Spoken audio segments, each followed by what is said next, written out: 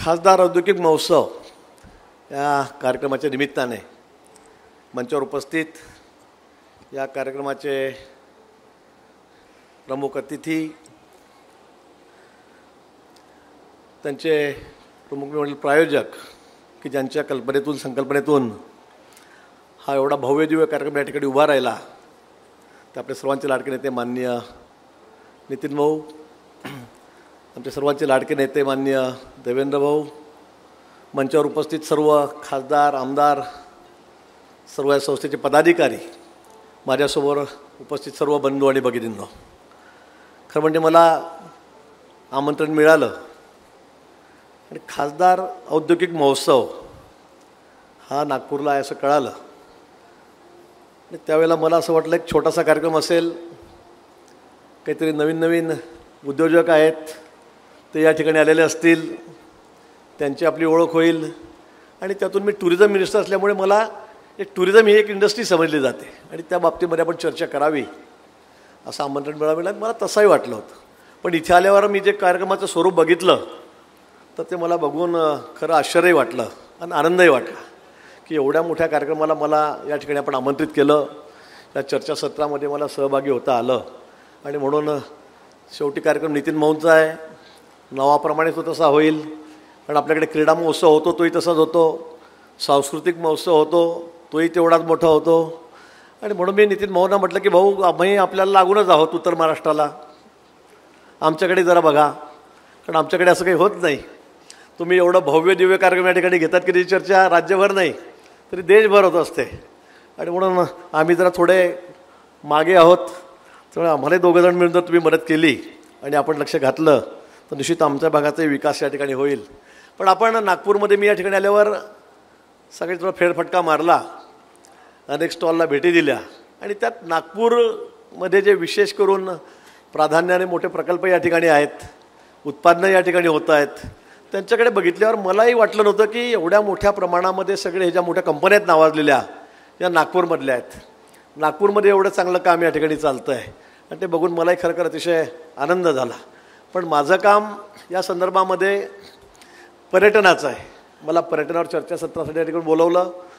या ठिकाणी पर्यटन म्हणजे आपण इंडस्ट्री समजतच नाही. पहिली गोष्ट तर ही माननीय देशाचे पंतप्रधान मोदींचं ते स्वप्न आहे की पर्यटनाला वाढवा द्यायचा आहे, पर्यटनाला पुढे करायचं आहे आणि त्यातून एक इकॉनॉमी आपली कशी बूस्ट होईल, आर्थिक व्यवस्था कशी बळकट होईल आणि त्याचबरोबर रोजगार कसा मिळेल तरुणांना, हा त्यामागचा हेतू आहे.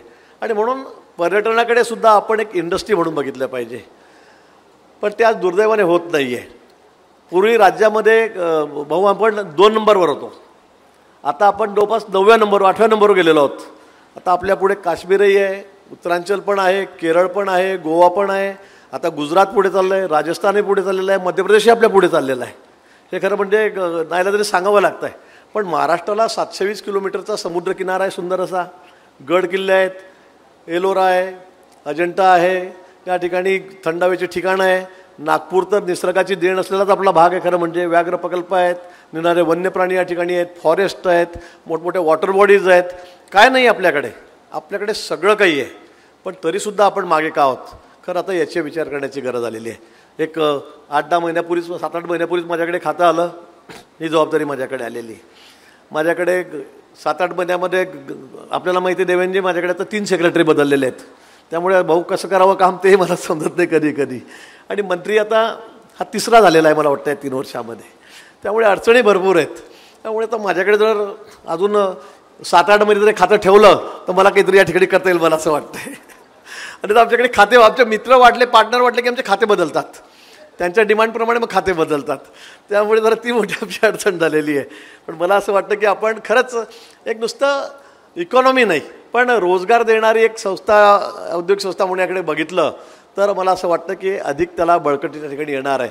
आणि म्हणून आपल्याला जर या राज्यांच्या बरोबरीत जायचं असेल किंवा आपण परदेशामध्ये जातो आणि तिथली सगळी व्यवस्था बघतो, तिथल्या सुविधा बघतो, त्या जर आपल्याकडे आणायच्या असतील तरच या ठिकाणी मला वाटतं पर्यटनाला काहीतरी आपल्याला बळकटी देता येईल.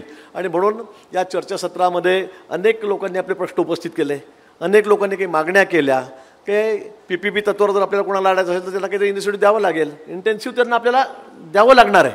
त्यांना काही आपण फायदे नाही दिलेत तर ते पण कसे येतील.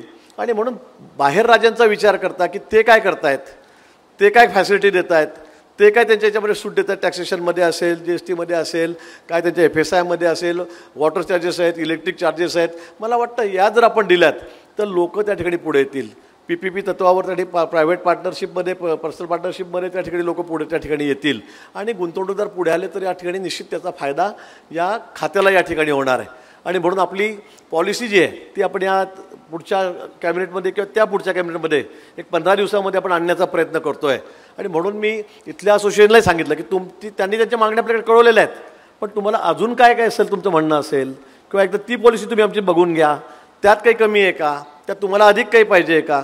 मला वाटतं ते जर त्यांनी कळवलं तर आपल्याला सर्वसमावेशक अशी एक पॉलिसी, टुरिझम पॉलिसी ही आपल्याला त्या ठिकाणी आणता येईल. आणि त्यातून मग सर्वसमावेशक पॉलिसी आणल्यानंतर मला वाटतं की आपला जो उद्देश आहे, जो आपला हेतू आहे की या टुरिझम डिपार्टमेंटला कसं पुढे नेता येईल, त्याचा अधिकाधिक जास्त कसा विकास करता येईल, डेव्हलप करता येईल. आणि त्यातून परदेशी पर्यटक, देशातले पर्यटक राज्यामध्ये कसे येतील, विदर्भामध्ये कसे येतील, यासाठी आपल्याला या ठिकाणी प्रयत्न करायचा आहे. खरं म्हणजे कोरोनाच्या काळानंतर लोकांमध्ये खूप मानसिक बदल झालेला आहे. लोक आता फिरतायत, कुटुंबाला घेऊन फिरतायत, बाहेर जात आहेत. लोकांना असं वाटतं बाबा काय आज आहे, उद्या नाही आहे, चला फिरून घ्या, बघून घ्या. ही मानसिकता एक लोकांची तयार झालेली आहे. आणि म्हणून पर्यटन खूप वाढलेलं आहे. पण त्याबरोबर आपल्याला सोयीसुविधाही त्याला द्याव्या लागणार आहेत. आणि म्हणून त्या दृष्टीने आमचा या ठिकाणी प्रयत्न चाललेला आहे. आणि त्यातूनच चर्चासत्रामध्ये आम्ही सर्व विषय या ठिकाणी मांडलेले आहेत. त्यांच्या काय काय मागण्या आहेत ते आम्ही या ठिकाणी घेतलेल्या आहेत. पण निश्चित आज एक खूप मोठा एक कार्यक्रम, चांगला कार्यक्रम या ठिकाणी मलाही बघता आला. आपणही मला या ठिकाणी आमंत्रित केलं, त्याबद्दल मी आपल्या सर्वांच्या आयोजकांचे, विशेष करून नितीन भाऊंचे या ठिकाणी आभार व्यक्त करतो. आणि महाराष्ट्र टुरिझम हे कसं पुढे जाईल, त्याला बळकटी कसे येईल, हे जसं 2 नंबरवर होतं तसं 1-2 नंबरवर कसं जाईल, त्यासाठी निश्चित आमचा या ठिकाणी प्रयत्न राहील. एवढंच या प्रसंगी मी सांगतो आणि थांबतो. जय हिंद, जय महाराष्ट्र. ABP माझा, उघडा डोळे बघा नीट.